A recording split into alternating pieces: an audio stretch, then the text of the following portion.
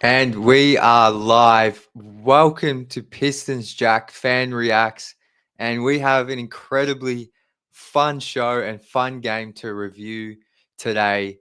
I have two guests scheduled to come up. I'll have my man Elliot coming up here soon, who's a first time guest. So, really excited to chat Pistons with him. But just while we wait for a few more people to join, uh, what a game.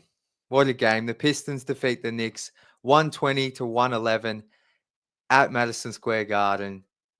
It's the first time the Pistons have defeat the Knicks since 2019. So plenty to talk through tonight, starting with Kate Cunningham. But I'm going to bring up my man Elliot now. Elliot, what's going on, man? Hey, how's it going, Jack? How's it going, man? Thanks for having me. Of course, brother. Good to see you. Have you up here. We're going to get into the game in just a moment, but first thing I Awesome. always ask is for any first-time guest is how did you become a Pistons fan? And Man, rise to the team. that story's hilarious. So my mom's actually from Detroit. So I'm actually out in New Mexico. So she moved here a long time ago. She loves the sun. She hates the clouds. So she's like, I didn't belong there. So we came out here, but I was actually adopted. So when they brought me home, the first thing she did, she put a Grant Hill jersey on me. So Wow. I've been, Love and it's like the jersey's like this big. Like, so I've been a Pistons fan since like I was like 6 weeks old. So That's awesome. just the Fab Five. And then I actually do have a stepmom now, and she just got inducted into the Women's Basketball Hall of Fame like 3 summers ago. So, and she was kind of in the league before the W was a thing. So she was one of those pioneer ones. That's coming incredible. up. So yeah, I kind of take after my mom's a lot in the basketball world. So yeah, That's definitely. so cool. Yeah. And obviously I'm from Australia, man. Whereabouts is New Mexico in relation to kind of Yeah. Michigan? Yeah, so we're on the other side pretty Yeah. much of the state. So like we're closer to Arizona and Yep. Texas and California. So we're right where all those Colorado, right where all those states are. So Love it. yeah, a lot And of sun. Yeah. love it, man. And we were DMing a little bit the other day, and you actually said you're a scout. Yeah, So so do you work in basketball or? Yeah, I've actually used to play. So I started when I was 5 at the Y, started the YMCA as a little kid. And then I kind of played in the AYBL circuits, AAU. We got our butts whooped in there at first, but that's how you grow as a player. I wanted to play against dudes that were better than me, And I went to this really cool high school here called Bosque School. And that's where I started my high school career. And then, from there, played a little varsity. And I tried to walk on over at Redlands University out in California. Didn't really work out. I'm short. I'm 5'6", but I could jump. I had that. Yeah. But that route didn't really work out. But I always love working with kids too. So that's what started me in coaching. And I started working in summer rec. And then I'm also a pre-K teacher as well. So I work with a lot of youth, a lot of different types of youth as well. So it's definitely my passion. And I love it. Yeah, in terms of the scouting realm though, so what I do for Bosque right now is they'll send me to go watch schools play. And I'll write scouting reports. I'll help them write their scouting report and things like that, and game plan, like everything from like, hey, guard number 23, you got to shade him like 3/4 to the left, like anywhere. I'm that detailed, So like that's what I like to do. So I'm an aspiring scout. Yeah, I love it, man. Well, I'm so excited to have you on to get your thoughts on this game and just the Pistons overall. I kind of touched on it just for a minute there, but obviously the Pistons get a huge win against the Knicks. First win against the Knicks in like 4 or 5 years. I assume I can't remember the last time they won at Madison Square Garden. I don't either. And the fact that it's at Madison Square in front of all their old school players too, man. So like good. That's usually when you want to show out. And I just love, like I was saying, I love the way Cade came out. The first thing I wanted to see. So I have a lot of keys here. So like usually keys for especially young teams, like you have to get them not afraid to look stupid playing defense. Like, and I know that sounds weird, but it's like you got to be the dude yelling the most. You got to be the guy. I know it sounds weird in an empty gym. Like I always get my young guys. I'm like, guys, like just yell in here. It's fine. Like you're supposed to look goofy because in the game you're gonna hound them, and that's what I saw Cade doing. Right. So they tried throwing screens on him. He's stepping up, chesting in fronts in space. That's what you do. Your leader has to do it, especially when a young team, like no matter if you have veterans or not, because the minute he did it, Ivy started doing it a little bit. Beasley started doing it a little bit. Even Duran started chesting a little bit. But, you know, it always starts with physicality at the point of attack. Like at any level, it doesn't matter whether you're 5 years old at the Y or if you're 40 years old, LeBron James. Like the way you win basketball games is being physical at the point of attack, ending with rebounds and getting runouts in transition. And so that's how they started, man. Right? Yeah. As you saw, right? Like all you hear, basketball's about runs, but the only way you get runs is by getting stops, right? And then finishing those stops. So today in the first half, you just saw that. It was beautiful. It was like, you know, they'd go on stretches. If the first break wouldn't work, the secondary break would come. So that'd be like your trailer, or that'd be like your screen for Beasley. If the first break doesn't come, then he'd cash money, right? Or Cade goes downhill, he's chesting up, gets his and ones, you know? So the majority of points are scored off of runouts and defense. Now, what sets apart the good coaches from the bad coaches, when our runouts ain't happening, what else are we doing in the meantime? So today they did a little better in the first half. They were playing their style, right? Like there were picks going on, but instead of like Cade coming off the pick, there was also actions going on, like really deliberate actions going on off ball, breaking people open. And because Cade was being so deliberate downhill, you have no choice but to help, right? And then that breaks open Tobias, that breaks open Beasley, right? So their energy and your pace and your aggression, like you're also playing a game within a game, right? So if someone sees you, you know, skipping down Yellow Brick Road, they're not going to go help. They're just going to block your stuff, go get a run out. But if they see you sound like a freight train going downhill, they're going to come over play and it's going to break you open. So Cade's at his best, right? When he gets to do that, when he gets going downhill and his shooters are open. So he's at his best when he's quarterbacking, as we saw today. And then when he's quarterbacking, it breaks him open too, because they're playing passing lanes. He gets his one-on-one opportunities. It was beautiful, man. The first half was beautiful, you know. Yeah, I think in the first half, he nearly had a double-double, 21, 9 assists, 5 boards. And I think I love how you brought up the defense first with him, though, because I think this season he's what's the right word? His focus and intensity on that end has been huge, because defense has come and gone at the center position. Obviously, Stu's been awesome, but for Jalen Duran. So I think he's had to be their quarterback on that end, especially without Asar. And I think you saw, like you outlined there, when he brings it, everyone follows on that end. And when he's talking, it just lifts everyone around him. And I think like tonight is like that peak Cade Cunningham, that like if he hits that ceiling, this is kind of like the level you would see when he has like those big nights, like those Luka nights and stuff like that. But on average, I think like a lot of these, I think you've mentioned it, Bryce, Simon, King.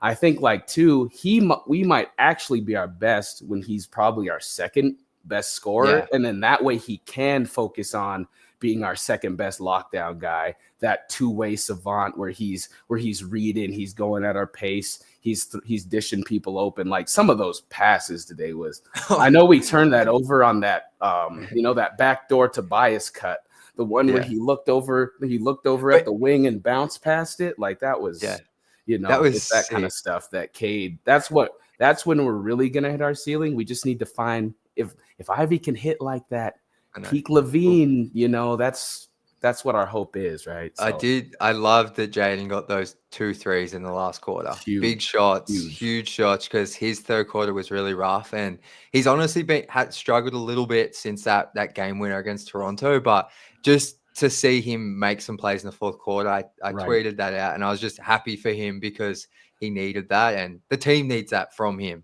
Oh, yeah, and he's kind of the second guy that will kind of follow suit with the energy. Like, I'm really impressed. Like, he's still not obviously the best one-on-one defender, but his energy, right? Like his second efforts, his ability to go, like if someone blows by him, he's going to go try to get that block, or he's going to, even if he gets that foul, he's not going to let him go get an easy layup. So like his attention to the importance of defense is something that I'm really happy that I'm seeing. And we need some of our other young guys, to step up in that area. One of my favorite big guys, as you know, we're gonna get to, but I'm hard on big guys. I'm a point guard, so I'm friends with my big guys though. So it's all good love, I just, before we get to Jalen Duren, I just want to say, do you have any more thoughts on Cade's game tonight and just overall this season? Because I think he's the biggest story of tonight by far. Yeah, I mean, I think we have one, man. Like he is an all-star. I mean, there's no way around it. I think the numbers he's putting up, the way he's passing. I know the turnovers are a thing, but that's very normal for point guards his age, at this level, who have the ball in their hands all the time, pretty much. So once he gets a little better, he gets a little stronger, a little more willing to go downhill, he's going to turn it over less.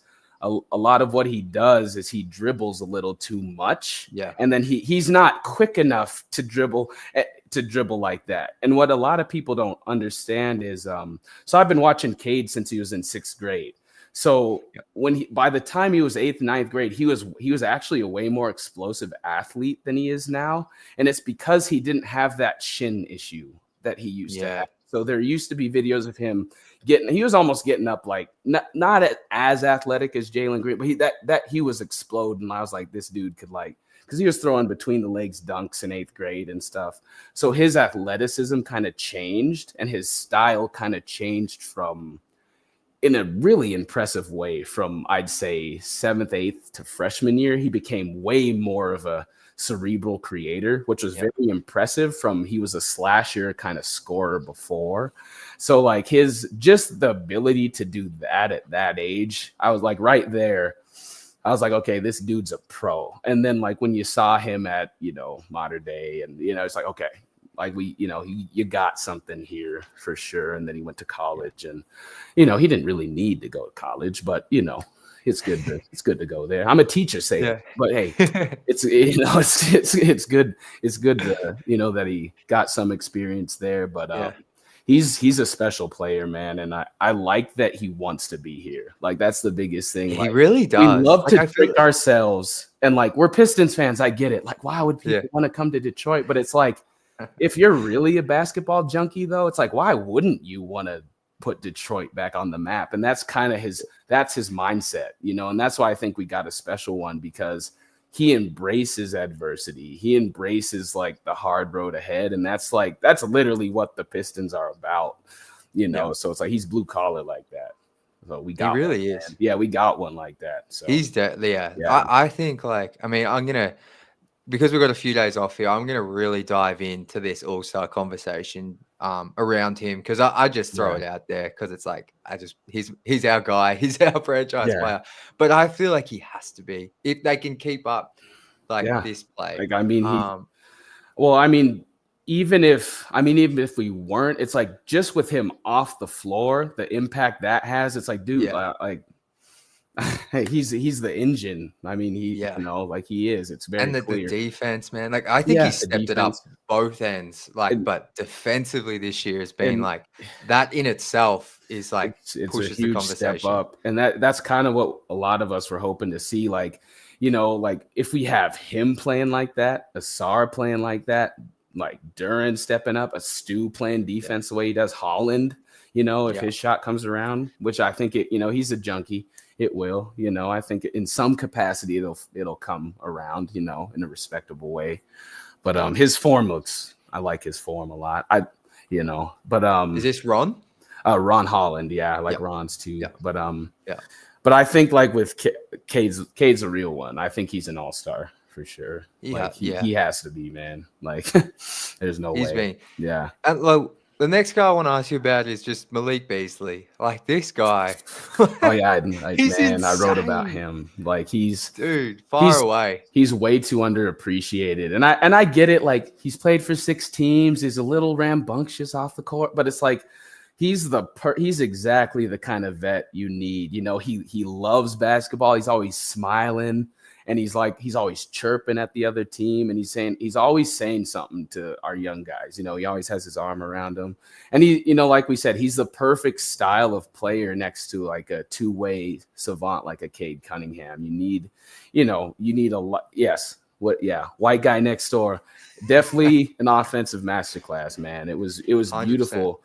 The whole game was going at Cade's pace, and it was going at Cade's pace with the team run by Jalen Brunson. Let's just put it that way. That's how you know you got one, and you got one because the Celtics can't guard his ass either. So I mean, it's just they can't. Like Holiday can't guard him, Tatum can't guard him. You got one, Yeah. So yeah, it's beautiful, man. Yeah, and Beasley. Whoever flipped him off, man, like, come on, bro. Like, like that that. stuff. Yeah, I No, just don't even like, put life into not it because even. it's so Yeah, sad, man. it's Like, just, get a and life, bro. and I love just what he's done for our young guys and the confidence he continues to instill in them, even after losses. Like, they still come out like this, and that's how you have good veterans in the locker room like that. So, and he's always been I don't get where all the hate's been from. He's always been a beast on offense. He's just needed the opportunity to be one of the focal points and find good players to feed him the rock. Cade's the perfect one. So can I ask you about? So I'm not the best at watching defense. Like I'm not going to sit here. I can tell some effort stuff, but that's my thing. Well, talk to me about Malik Beasley's defense because I feel like he's pretty active on ball. But yeah, what do you say? Because that's what a lot of people will come back to and say he doesn't defend. But I'm just curious to hear your thoughts on it. And I mean that comes from just like we all hear it in the media, like archetypes. We're obsessed with archetypes. So you hear shooter, we automatically go to he good at offense. He's probably not going to be good at so like true. the little here I go like the 6'6" white shooter like 6'5" like Luke Kennard, or like you got the 6'4" like little Malik Monks. Like the one those are usually the archetypes where people are like, oh, they're going to be good at offense, but they're not. But it's about effort and mentality really with him. And so maybe on his other teams, his role was really to focus on being a shooter. But when you have a young team who's learning how to play defense, like he's really stepped up in that kind of, maybe he's overplaying what his true role would be. But the fact that he's a great leader and he's showing it, like he's fighting over screens. He's getting people's stuff. I mean, he's not the greatest, maybe falls asleep off the ball, but he's a pest on the ball. Like he's not big, he's not long. So he's not going to naturally, like people have to realize the guards that are good at defense are huge. Yeah. They're huge. Like Alex Caruso, like he's 6'5", like Drew Holiday, he's 6'1", 6'2", but he has like a 6'11", 7'2", and he's giant. So it's like he's so people have to realize like small guards, like good defense looks different for small guards. So like as long as you're being a pest and you're being physical, like he's being, I think that's good defense. Like it's not like he's just letting them blow by. He's in his stuff. He's trying to move off screens. He's communicating. So I think he's been a very valuable defender in the sense of like, hey, this is normally not what I do, but this is what good teams do. And I'm going to show y'all this is what we do. So 100%. And I think you touched on it there, just about how vocal he is. And I think for a team off last season that would be low on confidence, no matter what off season they had, like it is so crucial that you have vocal teammates to because when the going gets tough and like you need people talking, like you said this at the start with like kids, getting them to talk in an open gym, like it's huge. But I think Beasley as well, like he backs up his talk. Like I've spoken multiple times on this stream, a lot with my guy Cody, about how Beasley's the one guy when the Pistons, the other team's on a 7-0 run, if he's shooting the ball, like I feel like he's going to make it and like just settle things down. So he's been huge. And you even, I love how you said settle things down, because you even saw tonight. Remember, he hit that three and they were running back and he's going. Yeah, legit. Going. It's huge. Literally, right? And it's just like, hey, yeah, we hit it, but we're not done.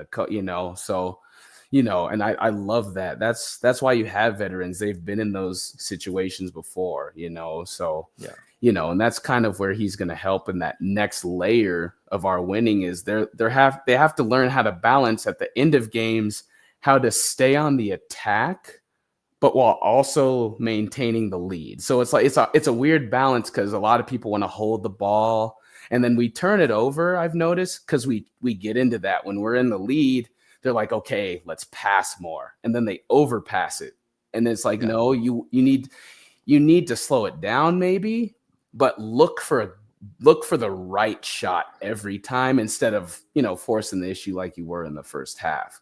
But you still have to stay on the attack with the lead. So they did a little bit of a better job with that towards the end, after they overcame those turnovers. But that was another young team thing to do. Yeah. But they'll get better with that. We're only like a quarter of the way through the season, so it's the first. I think that was game 25, right? So just over like 30% or a bit less. 25%. It blows my mind, man. I've been coaching for like 8 years, and it's a quarter of the NBA season's already a full high school season of basketball, bro. So so it's so hopefully this next quarter is when we'll see some of that stuff trickle in. Totally. And that's like, there's been times, because I'm going to get up my guy, Austin next, Elliot. Yeah. We've got a few people lined up for tonight, but I think I'll turn to you for some final thoughts on the game. But of course, I think what's so positive, even when we've had down moments, like probably the last 3 game stretch, like the Bucks game and that Philly game, were pretty down performances, but we're still so early in the season, and new coach, new vets. I mean, a lot of a new coaching staff, like they're still, like, even when they're having these down moments, they're still figuring it out. And I think we're just used to, as Pistons fans, to these seasons going down, like getting worse and worse and worse for draft picks. But on the flip side, there is nights like tonight where you think, wait, why can't this team after the All-Star break get on a real streak here? Why not? Exactly. Yeah. And that's the mentality. That's what our young guys have. Like, they've always had the mentality. It's just they're getting the speed right. They're getting the IQ right, and they're learning how to play together. Like, we've had so many injuries in various spots. Like, we'll have one over the summer. That's another key spot for teams to come together towards the end, for pro teams at least. And that's when they start playing in those team camps and those runs and getting a feel again. So injuries have also played a role for us here and there. But I think the chemistry will build. And we have a staff that's only about player development. So that's what we need right now. So, yeah. Absolutely. Yeah. Any final thoughts on the game? Any final thoughts on any of the players, the Pistons season overall? I have some real ones I got to say. And, we played well. We got lucky Cat wasn't in. I'm not going to lie. And we struggle with stretch fives, and we struggle with really big athletic centers. And I think one of the next steps for us is I like Duren, I like Stu. I need more size. I think at the 4 as well. Like, I know, like maybe like 6'9", 6'10", something like that. We just need to be able to bully some of those bigger physical teams. All those elite teams have at least 3 bigs that they can play at once. So 100%. Yeah, I think you got to get more physical inside. That's a key thing, for that's me. How you got to do with this roster. Looking ahead for future years and to pair with Kate is front court scoring, and that might come with size, like you said, which it probably does. But just someone who, like, I know Tobias is kind of filling that role, but they need someone in that front court they can go to. Well, he's not, I don't think. And I don't think he's not filling it in the way we thought he was going. That would be a check mark right now, but it's not. So I think you're right. Yeah.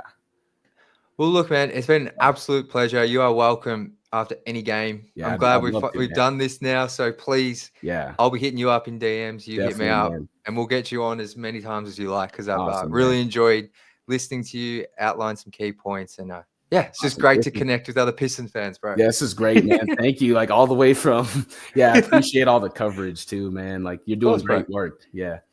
I really appreciate it, man. I hope to see you back after the next game. We'll talk soon. It for sure. All right. Thanks, bro. Bye. All right. Love having you people up here. It's just the best. I'm just going to flick a link now to my guy, Austin. And we are going to keep chatting about this game and the Pistons in general. I'm going to get to your comments, guys. But I have to shout out the Luxter here. He's giving me $5. Like, what? I've never got a tip. I appreciate that so much. I don't expect anyone to ever tip me, but thank you so much to the Luxter. Go Pistons. Yeah, that means the world to me. Like, seriously. Thank you so much for your money. Do not expect that from people at all, but thank you so much. And that's the first. So just wanted to bring that up. But yeah, I love connecting with new fans. Like, how cool. Have Elliot up here from New Mexico. Like, that's so cool. Pistons fans everywhere. I'm going to bring up Austin now. Austin, how are we feeling, man? I think I'm just going to start messaging you before every game. Yes, yeah. Seems like that tends to work. So, because last time was after the Pacers game, wasn't it? Yeah, it was. Bro, so, seems like it works, man. What a game. Like Cade so going crazy. That's just what you hope to see from him. I think he's finally really starting to get his, feet under him in the NBA. He had his first couple of years where, Kyle, I just saw Kyle's comment that I said I was done being a fan until January. Hey, they brought me back, Kyle. What can I say, man? Yeah, I have a very love-hate relationship with this team. When it's hard to watch, it's hard to watch, but it's just good to see them. Going into tonight, I was not really expecting a lot. I think I said that when I messaged you. It was like not any high expectations, but still fun to watch. And they definitely exceeded expectations tonight for sure. They got out to that lead, and it's like we've seen this before. Like what's going to happen, and then it was kind of almost like what we saw. I think like the opposite of the Pistons game where they were trailing to the Bulls, where it was they would down, they would try to come back, and then they'd get to that 7-8 point range, and then the Bulls go on another run. It was just kind of that was the kind of feeling I had just for the Pistons, and it was good to be on the other side of that for once, for sure. Yeah, definitely. No, that's a great call. Obviously, I tried to forget about that Bulls game, but it definitely had that feel, and that's like, I think like you mentioned it straight away, Cade, like, I don't know where you want to put that in terms of his career games, but definitely one of the best this season. And he, especially in that first half, was controlling everything. Like, it was crazy. It's cool when you see him, like, he has those flashes where, like, okay, he's the best player on the floor right now. Like, because he'll have those. And, like, I think he has that in him where he can do that eventually the whole game. I think right now, he's still figuring it out. But, like, yeah, when he has those flashes, like, okay, like this is everything that we thought we were getting when we picked him number one. It's fun to see. And, you get a little bit of underperformance from Ivy for the first 3 quarters, and Jalen Duren has a really rough stretch where he gets blocked and then doesn't hustle back, fouls and doesn't rebound. Like that's the kind of stuff that everybody's always questioning with the effort. But it's so wild that you have a center who really doesn't put in a ton of effort starting, and the guy coming off the bench is really all effort. Like that's all he does. So if Isaiah Stewart could just give a little bit of that effort to Jalen Duren, he could be really good, but he's got to do it. So nice. Oh, look, we haven't spoken about Jalen yet, but I think you brought it up, that stretch. I think it was around the start of the third or end of the third quarter. I can't even remember now, but yeah, it was 60 seconds where it was didn't box out. It was everything that Pistons fans have been, I guess, on Jalen Duren about the whole season in like a 60-second patch. It just like I was like, oh man. I want it's, to, yeah, it's I don't like like being so negative about you, but that stuff is indefensible. Like, it's so like, hard. you see it coming as he's running, trailing the play, and Yeah. it's like, okay, well then the dunk comes, and it's like you didn't have to foul on that. Like, I think that's just Yeah. another one of those things, like being such a young player, just like realizing, like, just give him the dunk, move on. Don't like Yeah. you foul, it makes it that much worse. And then obviously he just kind of falls asleep, not paying attention on the free throw. He didn't even attempt to box out. Oh. So it And he just looked around and it was like, Jalen, man, just I'm glad JB took him out because that was that was rough. I see another comment from Kyle of Duran Yeah, I'll bring it up. plus 18. Do you think that was only because he was on the floor with Cade at the same time, though?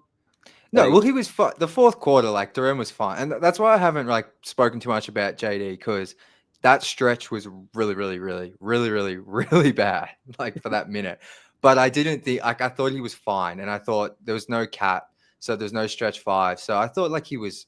It was really just that stretch. I feel like, which was horrible, but yeah, I it was. think it was he was with Cade, like you said. Yeah, I mean, what was Cade's plus minus? I don't even know. I don't even have that up right now, but like again, you know, he went out. I think it was like 3:47 or something to go in the third, and then that's when the Knicks went on that run to cut it to 2, and then as soon as he comes back in, it balloons back up to 14. Like his plus minus must have been crazy today. Yeah, it was plus 16. Yeah. I mean, that's pretty good. I mean, that's what you want, but yeah, I don't know. I think all around, you know, it's just good to see the team be able to kind of handle runs like that, because I feel like last year they really, as soon as the team would go on a run, that was just when they would fall apart. And I know that's kind of building from the players' perspective, but also just coaching, I think, too.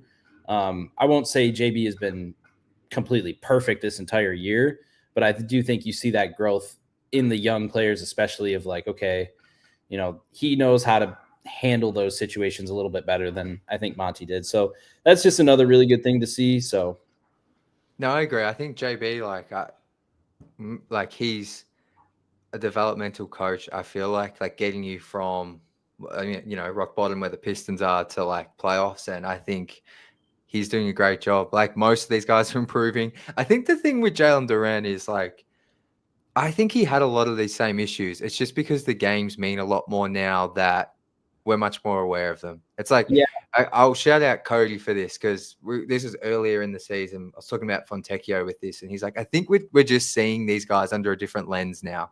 Like we're just focusing a lot more. And Jalen Duran has done some stuff which, yeah, it's so frustrating, but yeah, I think we're just looking at him with a different lens now because we're actually in games. Yeah, I would agree. And I don't know. I watched that whole game through the Knicks broadcast just because I'm a really big fan of Mike Breen, him. And it's kind of funny to hear how other commentators, because I did the same thing with the Celtics. Like, you know, a lot of the commentators are always like, you know, this is a good young core. They just had a really bad year last year. And it's like, yeah. And like you just said, like now that you're seeing them and they're in these games, and it's like those plays really matter where, you know, you're kind of like, yeah, whatever, when they're losing by 20 every night. And it's like, yeah, you missed a rebound here or there, whatever. But yeah, like it's just so much more, I guess, like magnified now. You really see it when it's happening. So, and that's the thing, man. Like that's why, like, although like I've been down in the dumps with this team this season because I'm so emotional, but when we like those, when you have Ivy having those really rough stretches at the end of the third, or Duran having his down moments, it sucks in the moment. But when you zoom out just a little bit, we're finding out what these guys can and can't do in real basketball games. Whereas last season was just such a write-off. It's like you just end the season with so many questions about every young player because you haven't seen them actually in games enough. Yeah. So it's super frustrating at times. Like honestly, Duran and Ivy tonight were like had their moments, but it's like you're finding out who they are. And then Ivy comes out in the fourth, hits 2 huge threes. I thought JD was fine.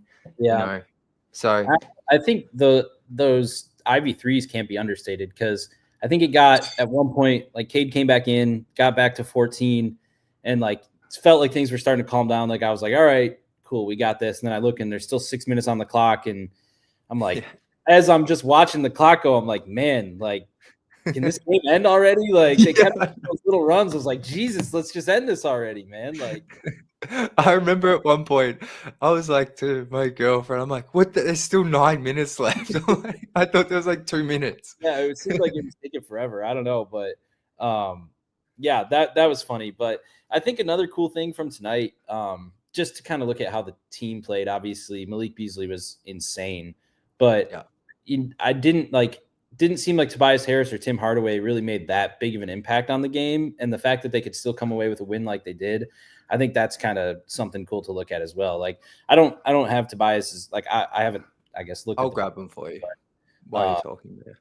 But yeah, like, it didn't seem like the impact wasn't huge. And, maybe they gave, a little bit. And I feel like Tim Hardaway actually played some pretty good defense on Jalen Brunson most of the game. Which was good to see. He wasn't out there doing his stupid foul bait and stuff. He still did it every once in a while, but he's one of the worst. Just the way he throws his arms up and I know. Like, it's just there's a bit of Trae Young in there.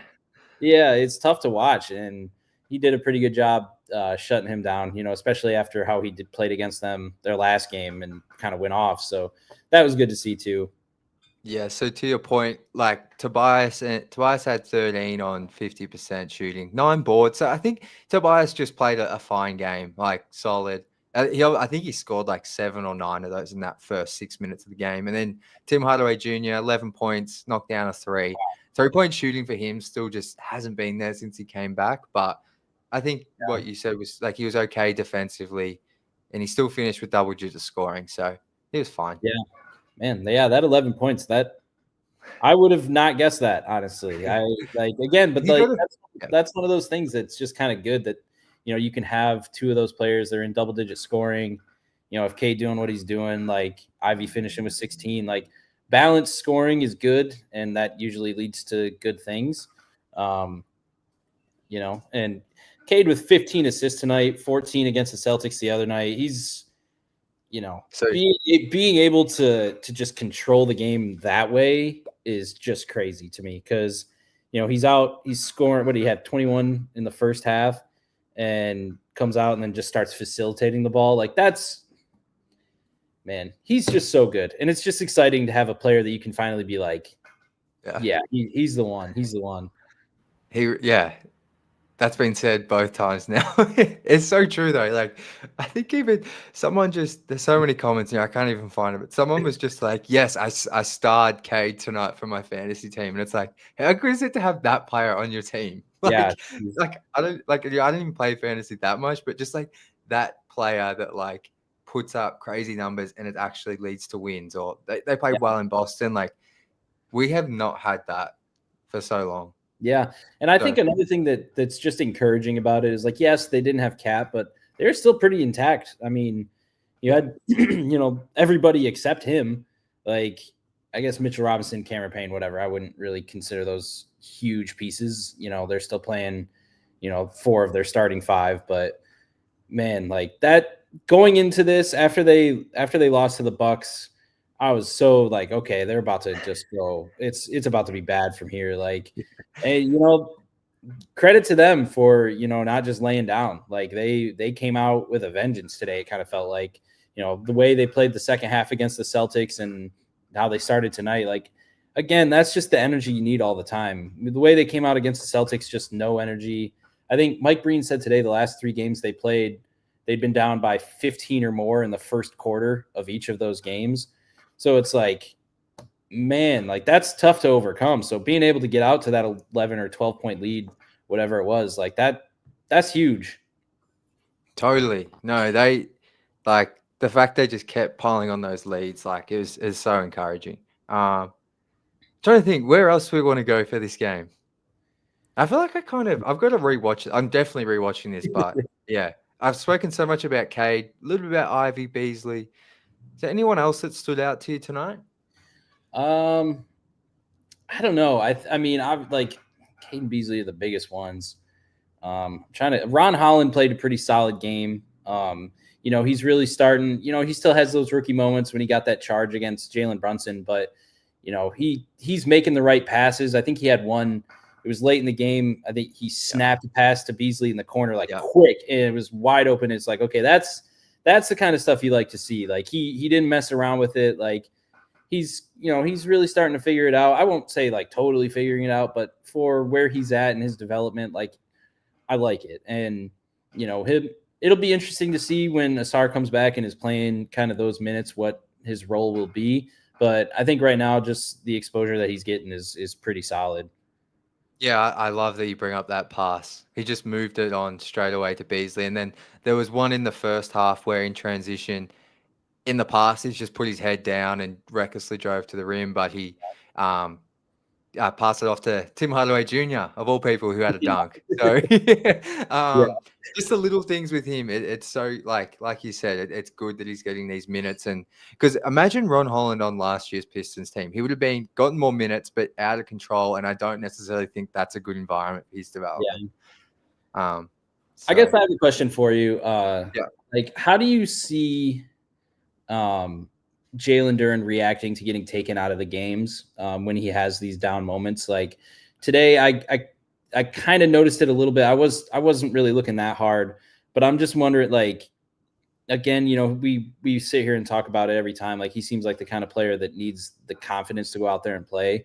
And I think after that really bad stretch he had, he came out of the game and he's and this could just be something players always do. But you see him, he's at the end of the bench. He wasn't sitting down yet. I think he did eventually go and like sit in the middle of the bench, but he's at the end of the bench. He's untucking his jersey. Like, I don't know. Like, do you think that there's something of JB really trying to send a message to him for that, or it's interesting. Like Cody, who's going to jump up here in a minute. We've spoken about like how Jalen Duren would handle like going to the bench and how he might not deal with that. Like, I think JD, like in that instance, is probably like aware why he's being brought out. Like it's pretty obvious. He would know he's just had a horrible stretch. I'm not sure. Like I thought in the fourth quarter he was fine tonight. Like I think Cade kind of just found him a couple of times and got him some dunks around the rim and he responded okay. I don't know. I just reckon with JD, like he seems like a guy who would, this is just a pure guess, but I reckon he would see everything people are saying. Whether it's on Twitter. I know he's on, like I see him on Twitter posting stuff very rarely, but I think it would all get to him a little bit. So that doesn't really answer your question at all. That's just like, sorry. I just like question anyway. You're good. Yeah, that's just kind of all I was thinking. Like, I feel like he would read and see a lot of the noise, probably the most out of that young core, to be honest. I don't know why. It's just a gut feeling. And then, I thought his response was okay tonight, but, if he was to be moved to the bench for Stu, I don't know how he deals with that. So maybe, yeah. Yeah, because, I mean, it's hard to be like, move him right there, like right now. Like, again, this is JB's first year. It's still kind of early in the season. Like, he's still not showing a lot of great signs, but, you'll have that really good game, and you're like, man, like that's where you want him to be at all times. So definitely. If he can just hit that, I don't know. But one more quick question. Okay. If you were coaching in that situation where Ivy had a couple bad turnovers, a couple block shots, would you have gone to like Marcus Sasser in that situation? Or are you just trying to let Ivy work through that? When I was watching it, I was just thinking get Cade back in. But now that you zoom out a little bit, I think there wasn't that much time left in the quarter, but that might have been something to go to. Maybe JB just, he's like, I'm going to trust Ivy here. And then that lead went from like 10 to 4. And it was kind of like, wow, that's just a really horrific stretch for Jaden. Like, so you could have pulled him out and maybe saved 2 points. But yeah, if it was like 7 minutes, 6 minutes in the quarter, maybe you go to Sasser. But I just think there was only like 3 minutes left. And it was just a horrific stretch for Jaden, unfortunately. Do you think that it's hard for him to kind of, like, from those games when Cade was out, do you think it's hard for him to slide back and forth into that, like, number one into number two option? Like, do you think maybe that's what he's having an issue with, of, like, not really knowing, like when he, when Cade's out, he's like, okay, I got to be the guy. I got to go do it. And then Cade comes back, and now he's trying to pick his spots again and figure out where to go. And I think maybe that's something that I just thought of that. I was like, maybe it makes sense. It probably is that, honestly. It would be weird, like adjusting constantly alongside Cade, who does have the ball a fair bit. So yeah. I've got to get Cody up, my man. But yeah, you're good. Any final thoughts? Even just to go Pistons. I'm gonna send you a message for the next game. So please do. Please do. Now, so that works. I appreciate you, man. Thank you. And please message me before every game. We need it. Later, all right, man. Enjoy the night. See ya. Cody, what's going on, man? What's good? I'm good, man. How are you? I'm doing all right. I don't know how long we'll be able to be on. Yeah. Oh, we can't really hear you. Can't hear me, huh? I can now. When you drop it like that. I'm using my iPad, so I'm not used to. It's so big to hold. So I guess I was covering the speaker. No, I'm just saying I don't know how long I'm gonna be able to be on here because I had a little snafu leaving my phone in an Uber the other night, and the Uber driver is supposed to be dropping it off at any moment. So. Oh man. Well, even if it's 5 minutes, we're happy to have you here. Fire away your thoughts. Yeah, well, I guess this is a big win. It is necessary because I need a little sabbatical from the Pistons after the other night, especially when I saw that video of that fan like giving Malik Beasley double birds after the game. It's like, dude, of all people, like that's who you're going to be flipping double birds to. The player's probably been the second best player on the entire team. Like, yeah, they had a stinker against the Bucks in their biggest game, but like, come on, don't act that way. Yeah, I don't know. I was pretty down overall about the team and the way the fans were acting after that game. So I need a little break. I still watched the Celtics game, obviously, but I didn't really tweet. I'm encouraged by the last, will that be 72 minutes of basketball? The last half against the Celtics and then this whole game. Those are two really good teams, Cat or no Cat. I mean, you're talking about the second best team in the East and the fourth best team in the East record-wise right now. It's a big win. It's a big dub. Yeah, exactly. I think as well, like they now have like a 4-day break before the next game. So I think, they did well, like you said, against the Celtics to come back in that second half and have a chance to maybe win that. But I think tonight, like you said, Cat or no Cat, like to get that win on the road in Madison Square Garden, like they haven't beaten the Knicks in like 5 years. Like, yeah, no. I mean, it sucks. Huge. It sucks the reward for playing decently well in the cup is you get the Celtics at the Celtics again. I know. So you play them literally twice in a week. So great reward for being competitive in the cup this year is you get the Celtics again a week later. Is that in Boston? Yes. Oh no, that's crazy. That's actually insane. I thought it might have been at home for some reason. Nope. In Boston. So yeah, I mean, last year it didn't really matter because we were so bad. We got rewarded with like I can't remember who it was, like a game we could win. Now we get this game where it's like probably gonna be tough, especially if Tatum's back. Yeah, and they didn't have Holiday either. I don't know if he's out long term or whatever, but I don't know. I mean, you think about how well they played in the second half, and they still lost by 10 the other night. So gonna be tough. I don't know what you guys have. Yeah, I was gonna say I don't really know what you guys have talked about. I've been watching UFC, so just whatever your thoughts are. We've obviously spoken about Cade and Beasley, but I want to hear your thoughts. I think that's honestly one of Cade's best games as a pro, ever. Like I know he's had a couple 40-point games. I know he's had a couple, high 30s. I think that was his best game of his career. He obviously had 15 assists, maybe 2 turnovers. 29 points, 13 rebounds or something like that. I mean, he was just, and every time he came back in, they got so much more steady and looked so much better.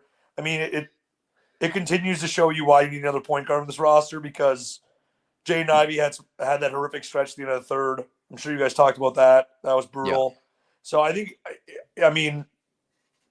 I refuse to believe it's willful ignorance on Trajan's part to say, hey, we don't need a backup point guard when, again, Markelle Fultz is still not signed. Like, I feel like Trajan, again, is just like, I don't really care if we need a backup point guard.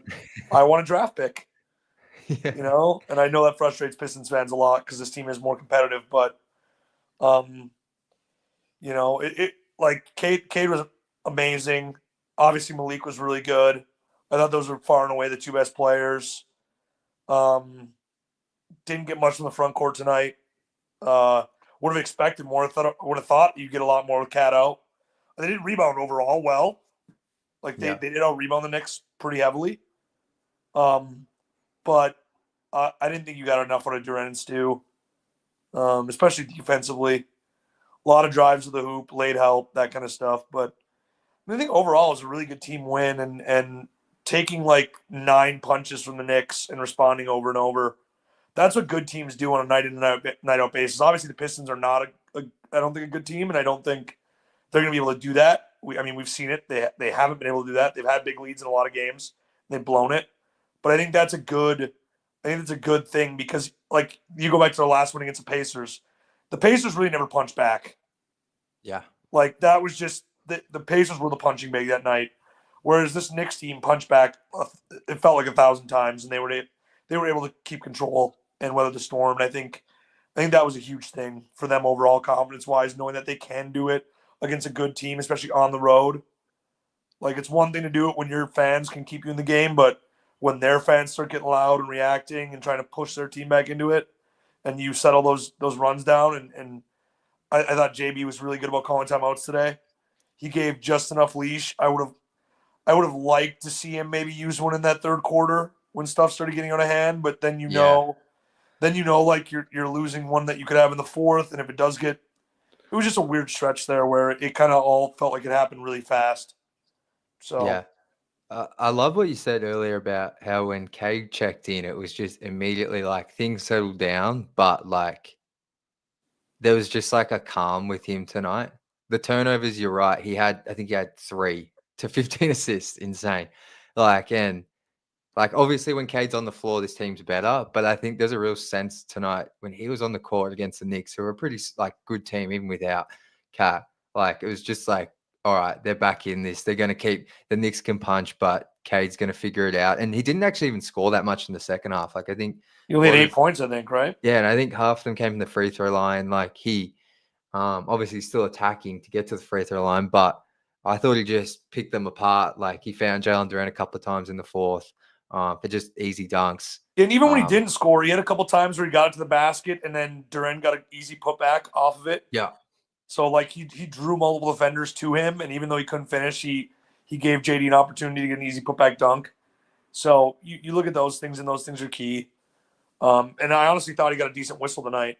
I thought for the first time in a while he got a decent whistle. So yeah, 7 free throw attempts.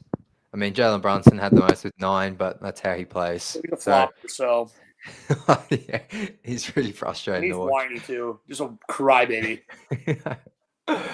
But yeah, I'm with you. I don't know where this ranks with Cade's all-time games, but like it's right up there, like you said.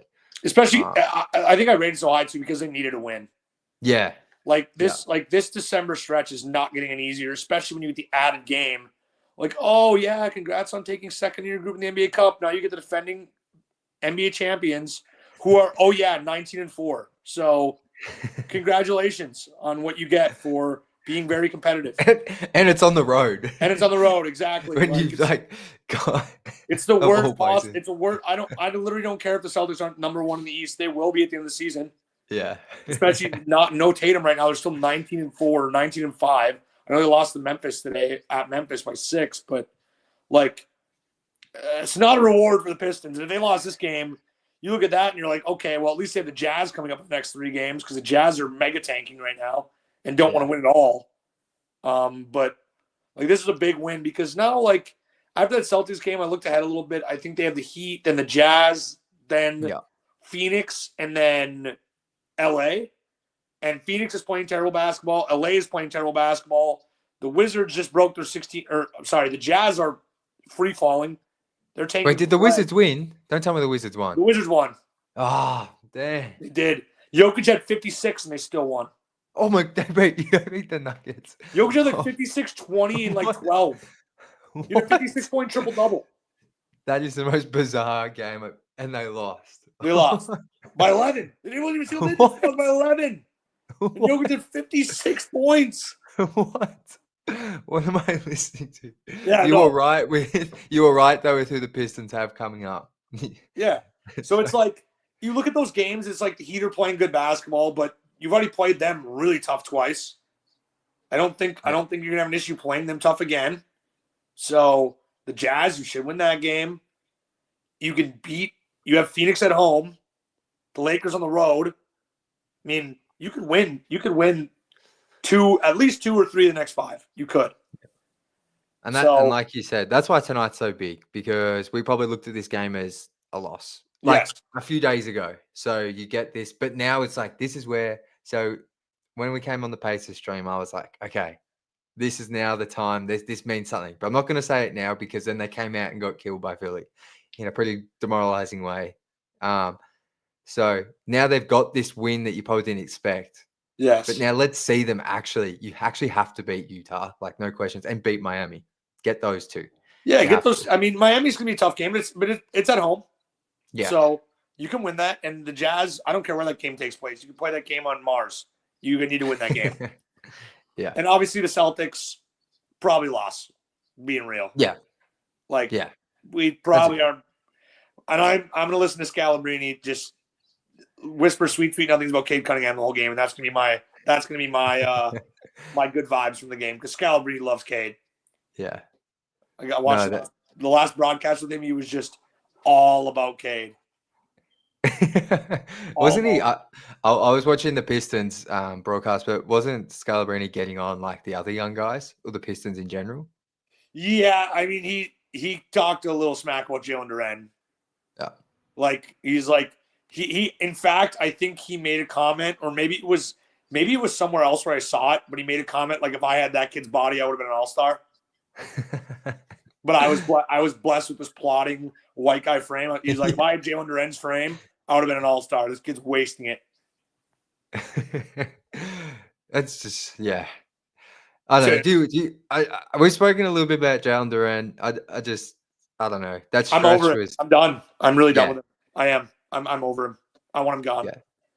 Like everybody can say he's so young, this and that. When I consistently see him giving piss poor effort, like when he didn't box on OG Anunoby and he gets a putback dunk, I don't care if you make mistakes. You're young, but the effort stuff, you're getting paid millions of dollars to play a kid game. Like, I can't do it anymore. I can't stand this low effort stuff from him anymore. I'm package him and get Brandon Ingram in Detroit right now. So yeah, I missed your message during the game, but you said, "Get me BI now," and I assume that was around the third quarter, was it? Well, no, it was later actually, when they were back in control of the game. But I'm just thinking. But I know, yeah. When I watch Cade and I see these performances night in and night out, he needs a second. He needs a second. And Brandon Ingram, for whatever you want to say, he might not be a star, but a second borderline all-star level player next to him. Ivy's not that right now. Jalen Duren is, in my mind, never becoming that. Like, dude, just get Cade, another guy next to him now. And who knows? The Pistons could still fall out. The bottom could still fall out. They could get a guy in the draft. I'm not trusting the lottery gods, though. Give me Brandon Ingram to Detroit. The Pelicans are horrible. They're done. They're shutting it down already. They have like 90 guys out. They're like freaking 8 games back of the 10 seed, and the 10 seed's like 11 and 13. They're horrible. So, I mean, they're just bad. I mean, I don't think they're going to sign him long term. I saw something today, though. The Pelicans are looking to extend him around. Kyle will probably be across this. If you're in the chat, Kyle, I can see. Saw something about the Pelicans looking to extend him around $40 million per season. Yeah, I mean, if that's the way they want to go, then you're not getting Brandon Ingram probably. But who's to say he even wants to stay in New Orleans? Yeah, no, I maybe that's like, he probably wants more. Like, but yeah, I get what you mean. Like, because that's we've spoken about this a lot, and you've been big on this. It's like Pistons, they just need another guy, like you said, and Ingram fills that front court scoring role that I think they need. And I think if you see the thing I'm so intrigued to see is like, do you see more Cade Cunningham performances like tonight? Not so much the box score numbers, but kind of the efficiency and control he has on the game when you have another true second like scorer next to him. Does that actually mean Cade can be the best guy on a Eastern Conference championship, Eastern Conference type team? Like, do you know what I mean by that? No, Like, I mean, how much does that elevate him? I think I echo what Bryce says all the time. Bryce always says he thinks Cade will be the best player when the Pistons are good. Cade will be the best player, but not the best scorer. Yeah. He will affect the games and he will affect the game in other ways. He will be the second leading scorer, but he will be running the show, facilitating, rebounding, playing defense, like doing that kind of stuff. Whereas like right now he's forced. I'll send you a link now, Kyle. Sorry. He's forced. He's forced into being the de facto guy because nobody else can score like him. I mean, Malik Beasley can, but I mean that's just like and it's not a night to night thing. Like Malik Beasley is averaging 16 points this year, I think, 16 points a game, and Ivy was averaging around 17. But the minutes aren't there for Malik for whatever reason, and the consistency is not there with Ivy.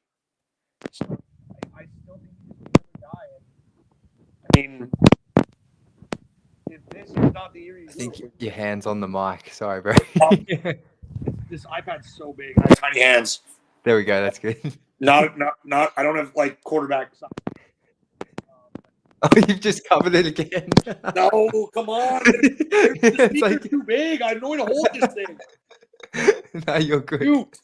But no, like, now I've lost my train of thought. I'm sorry. I just couldn't No, hear you. I had get to it. jump If in. we can hear me, what's the point of me talking?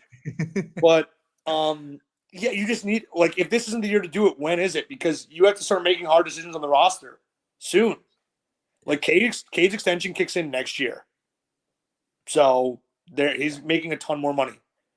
You presumably want to bring back Malik Beasley. He's going to be making more money than he is now. You probably let Tim Hardaway Jr. walk. What do you do with Tobias? But you got to make decisions on Durant and Ivy. What do you do with those two? And where are their numbers coming in? Are you even extending those guys? Like, there's a lot of hard decisions coming up for the Pistons, and I don't know exactly what they're going to do. But it's my opinion that they need to go get a second scorer around Cade. And I don't know if you can put all your chips in that we're going to spend money in the offseason and then it just doesn't come to fruition. Yeah. Well, and the Pistons don't even have. Oh, Kyle's going to join us now. So, Kyle, what's up, man? What up?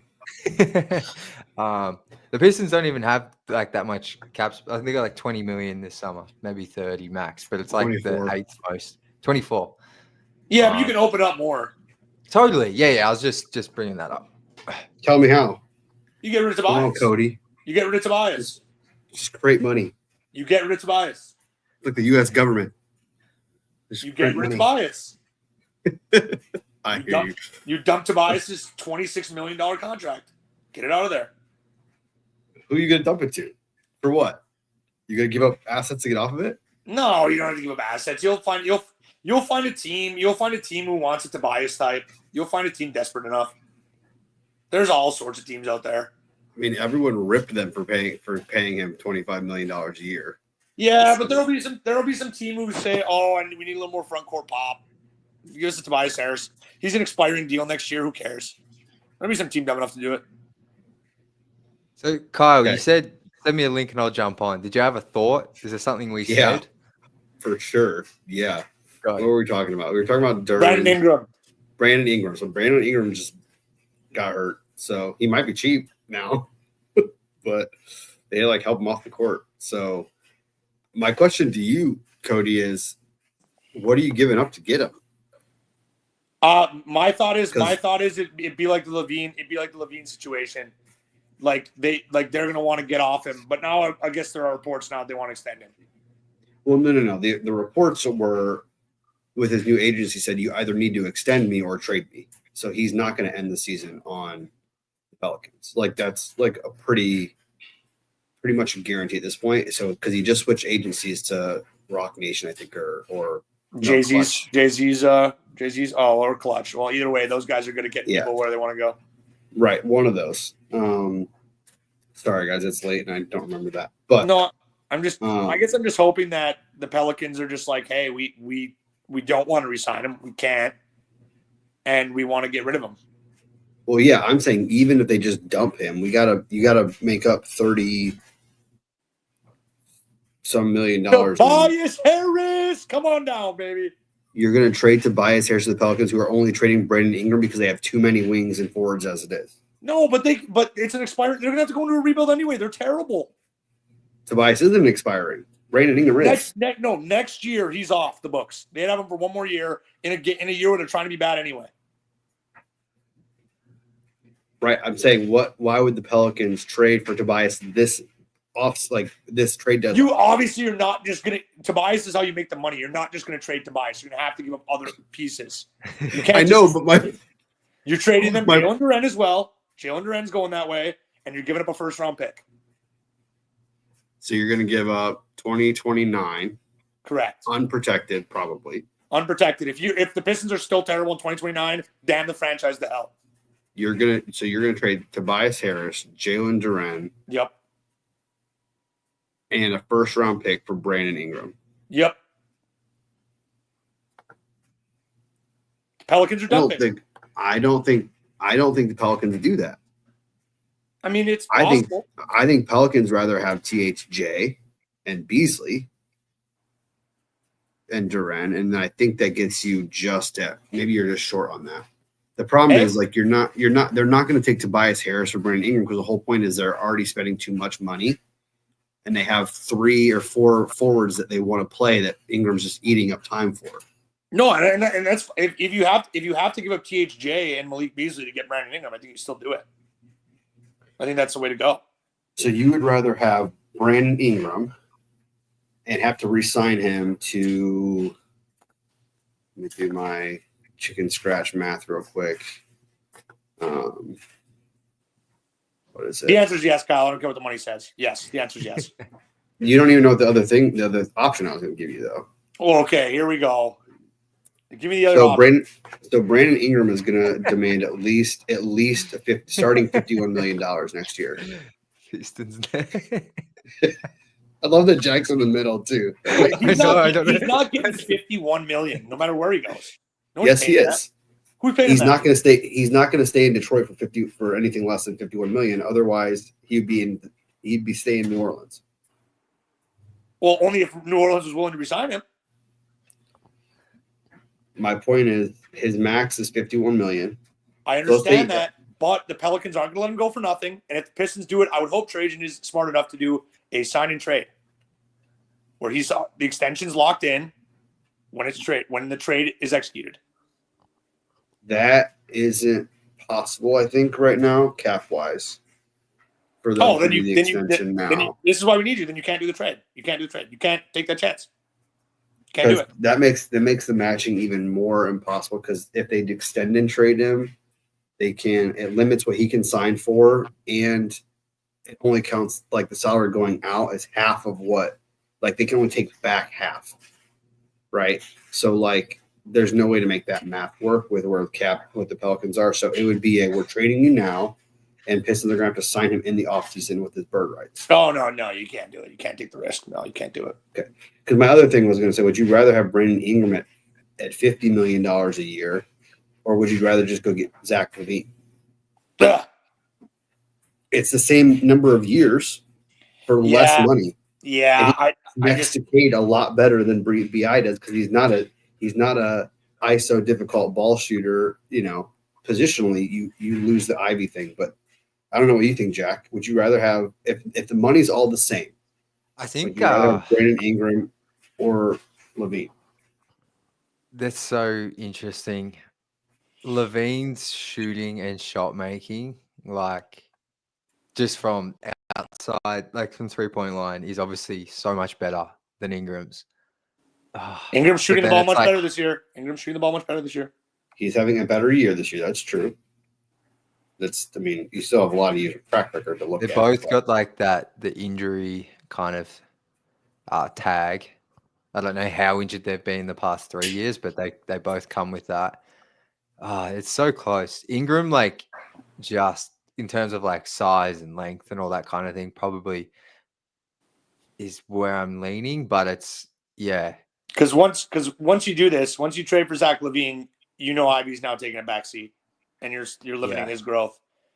No, Yeah. you're letting Ivy, Cade, and LaVine. You always have two of those guys on at all times. It's just a rotation. It's the same thing. I do think Beasley. You're switching Beasley out for LaVine. Is essentially what you're doing. Yeah, I think Ingram. The thing with Ingram though is he has the ball a heap. So it's like I know he doesn't play the same position as Jaden, but LaVine has the ball a heap. Absolutely, that's what I'm saying. But at least LaVine, when he doesn't have the ball, and I know Ingram's shooting a lot better, but LaVine's just a much better shooter, shot maker. I feel like. Yeah, LaVine also is a lot better. I just feel like he plays off ball better. I mean, he's had to play off ball a lot more than Ingram has.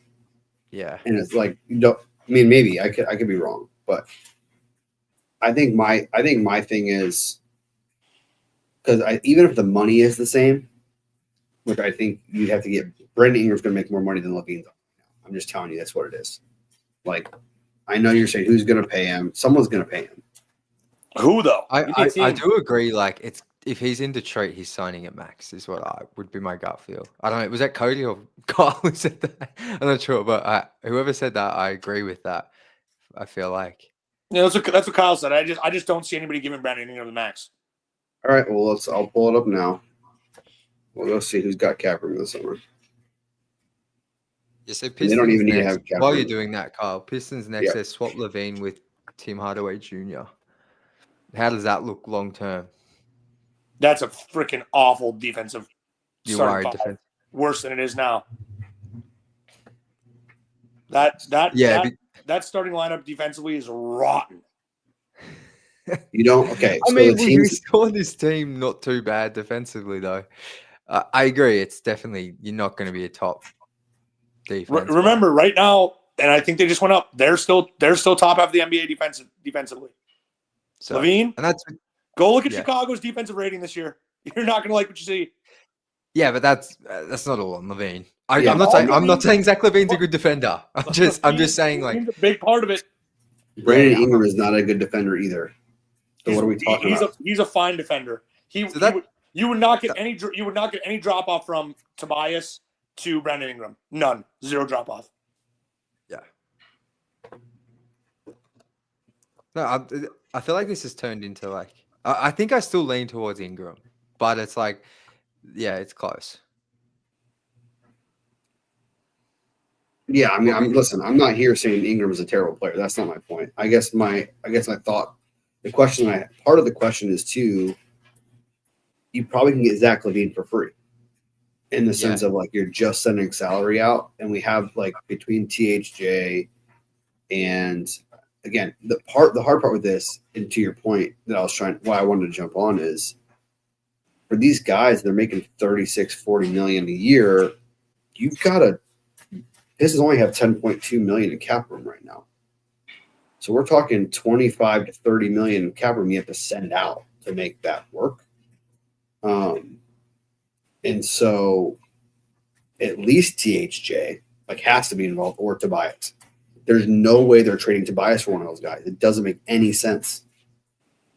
Tobias, they finally have a true four, and Ingram doesn't play the same way as Tobias. You want Ingram probably at the 3. Like from on a defensive standpoint, but then you're probably putting I mean, there's literally no Ingram Asar would be circle. There's no drop off from Tobias guarding a 4. There's no drop off. The rebounding is the issue.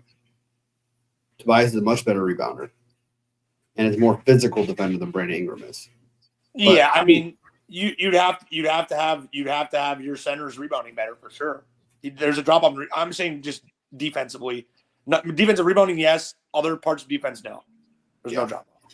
I think I just lean towards potentially lean towards the cost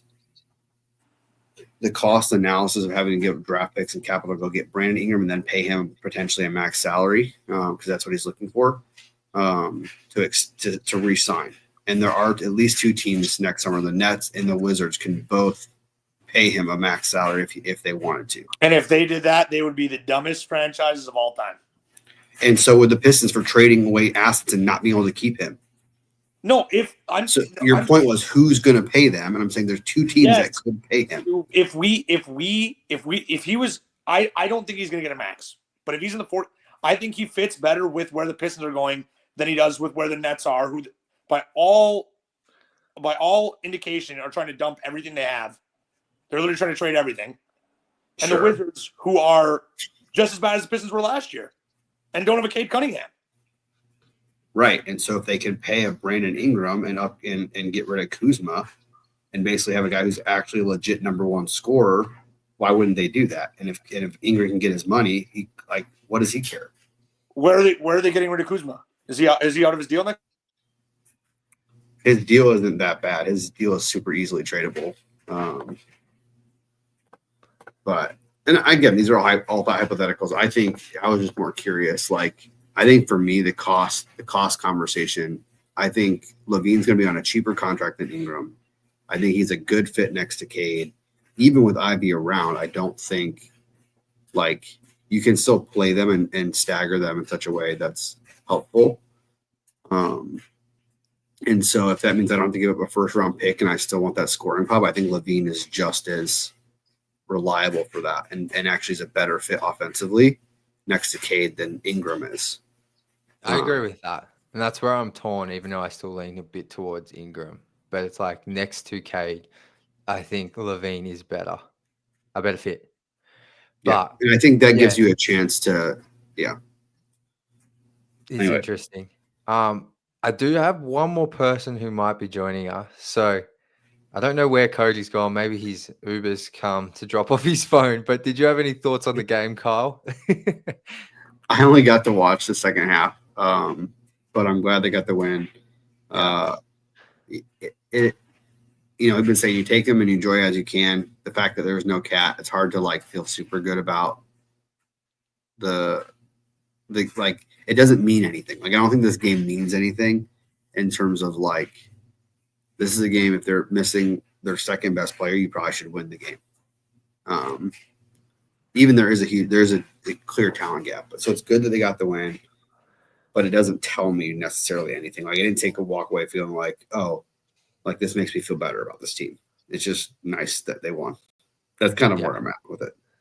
No, that's so fair. Because after the Pacers game, I was like, oh, okay, this is the defining. Oh, I thought that was going to be a game we look back on and be like, okay, Pistons from here on out have been much more competitive. But I'm with you. I'm just taking it one game at a time now. Happy they won, and then I don't think they should have won that game even without Cat, but the way they won, it was pretty convincing in the end. I'll just bring Cody back up here. He's back. I think I was definitely on the Brandon Ingram train, just to bring that full circle.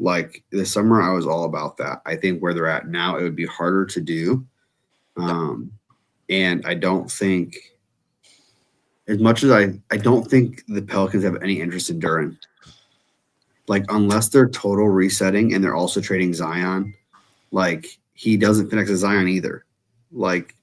He's not good enough defensively to cover that. And so I think now maybe they could, but I think other teams could put together a better package that might have more interest in him than Detroit does.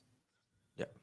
The other guy I'm kind of interested in, and you guys can give your thoughts on this. I know it's been talked about a lot. What about a little Jonas Valanciunas?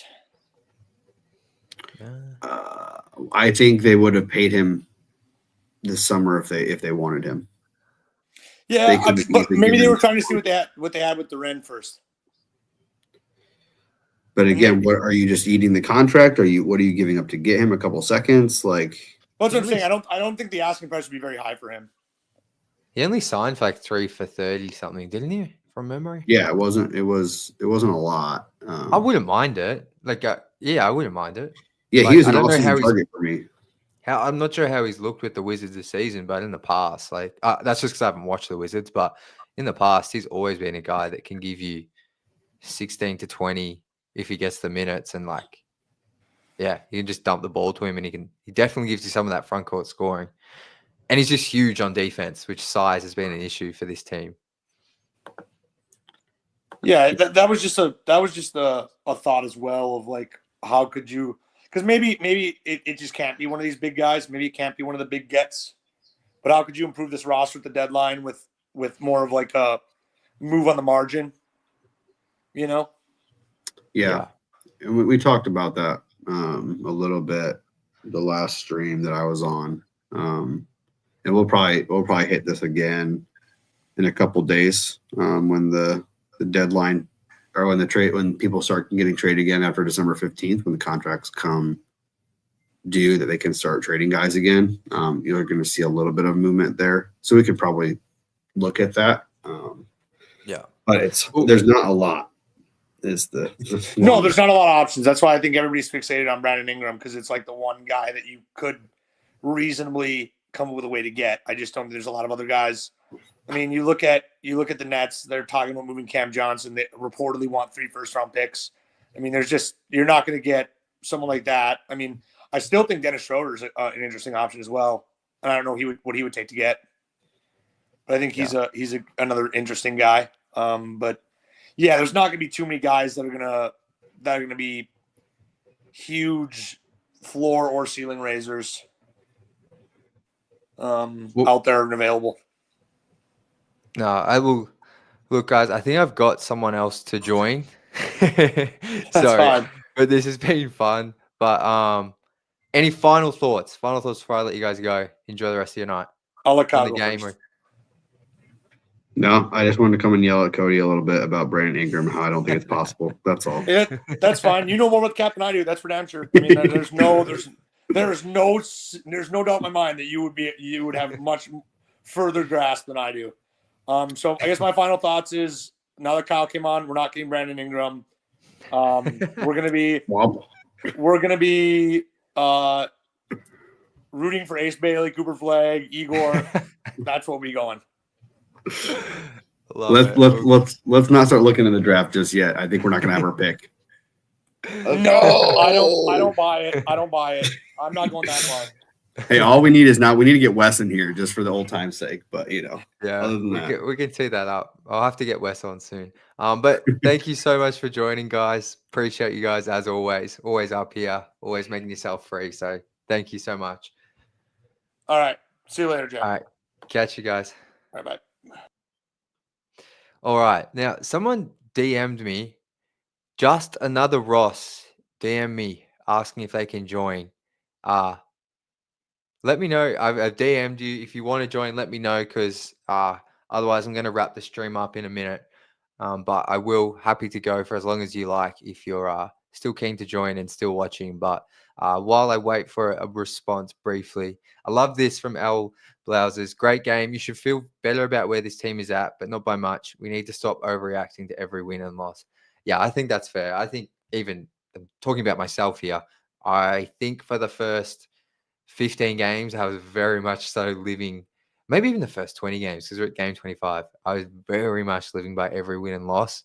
And I still get very, very disappointed with the losses. But yeah, tonight it's just appreciate the win, one game at a time, honestly, is how I'm taking this season now. One, for my own sanity, but two, I think it's definitely the right approach. So great call from you, Al Blouses. I'm just going to go back up. Thank you so much for all the comments. Like, as always, like, it's the best part about a win is just seeing you all in here, firing off your thoughts, making fun of people, just having fun. It's the best. So I'm going to scan through, see if there's any question type ones here. So this was from Just Another Ross. If you're still in here, I know you want to join. So reply to my DM. If the Pistons can flip Shea for a bigger wing, that would be great. Yeah, just done a heap of trade talk. I think, yeah, a bigger wing is, they have a SAR, but a scoring wing or forward is, front court scoring in general is probably what this team needs long term. I think Tobias is doing okay at that for the most part, but obviously he's 31 years old. So you can't expect much more out of him long term. Just Football Academy Australia, shout out to Rocky. My Aussie friend from Sydney. Let's go. Great win. We always get bullied by the Knicks, so this win is big. I agree. Especially when they've played in Detroit, the Knicks seem to blow the Pistons out. And then when they play at Madison Square Garden, there's been plenty of blowouts there. But last year we saw that horrible no call on, or where Asar had the ball and the rest didn't call a foul after DiVincenzo basically tackled Asar to get the ball. Just a lot of misfortune they've had in Madison Square Garden. So to get their first win there in 5 years is absolutely huge. White guy next door. Yeah, no cat was huge for us. We struggle so much for stretch fives. Absolutely. Couldn't agree more. Absolutely. Not going to say that one, but 100% with you. Shout out to Derek Brown. Got the W. Let's go. So good. So good.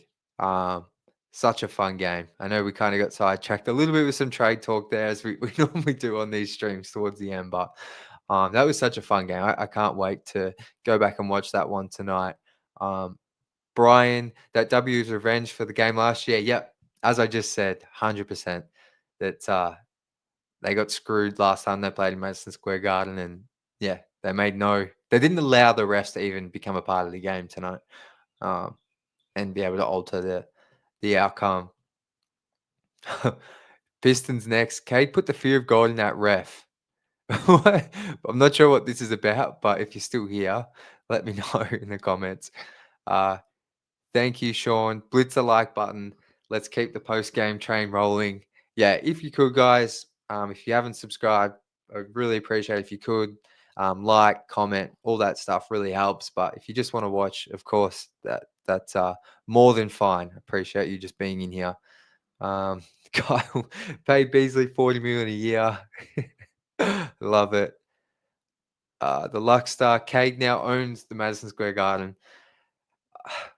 I was thinking it wasn't quite the Steph Curry 50 points in 2013 where Steph kind of became a national, I guess, star in terms of his status in the game, but close to a 30-point triple-double, 15 assists, beating a really good Knicks team on their home court. If this game is on national TV, guarantee you it's blowing Cade up. And I think we all as Pistons fans know how good he is. So yeah, he better be an all-star. He has to be. Nuggies, make Detroit Malik's home for good, please. Yeah, that extension.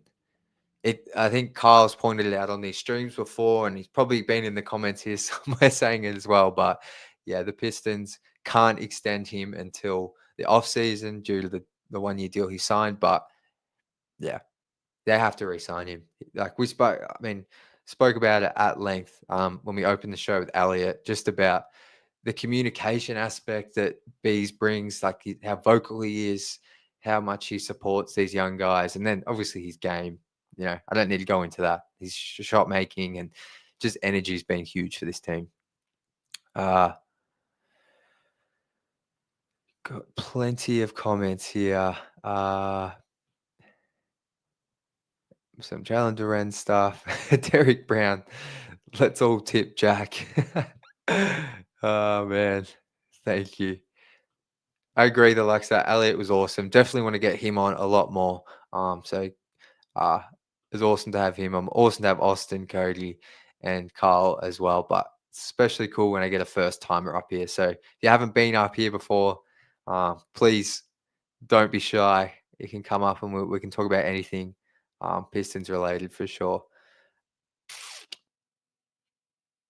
Wow, so many comments, guys. So many comments. I'm just going to check my DMs one more time to see if just another Ross doesn't reply. Damn, I hope I didn't miss my opportunity there to get a second person up. But okay, here we go. Pistons next. So this is where we're going to finish. Oh, the ref, Cade yelled at, said he didn't see the foul. Oh, okay. Got you. Nick's broadcast Freddie's lips. Oh, sorry. I know what you're talking about here. This is like towards the end of the fourth when they trap Cade around half court. Yeah. I'm surprised he didn't get a tech there as well. He was mad. Yeah, love it, Derek. We'll see you guys Thursday, Friday for me here in Australia. But the Pistons, yeah, look. I'm probably going to have a couple of shows during the week because we've got 4 days off here. So not sure if there'll be live streams, but we'll be definitely back for live streams for every game in the foreseeable future. Just had to take a couple off in the past week due to some things outside of Pistons. Timing just didn't work, but definitely back for all streams going ahead. So thank you for being patient there. And thank you so much for all jumping on tonight and making this show so fun. So I appreciate all of you. White Guy Next Door, Pistons Next, Kyle Metz, YouTube user, Al Bowsers, all of you, even the new people in here. It's so fun just to chat with all of you and get your thoughts up here. And yeah, what a fun game tonight. So can't wait to go watch it back myself. But until Thursday, after the Boston's game, as always, go Pistons.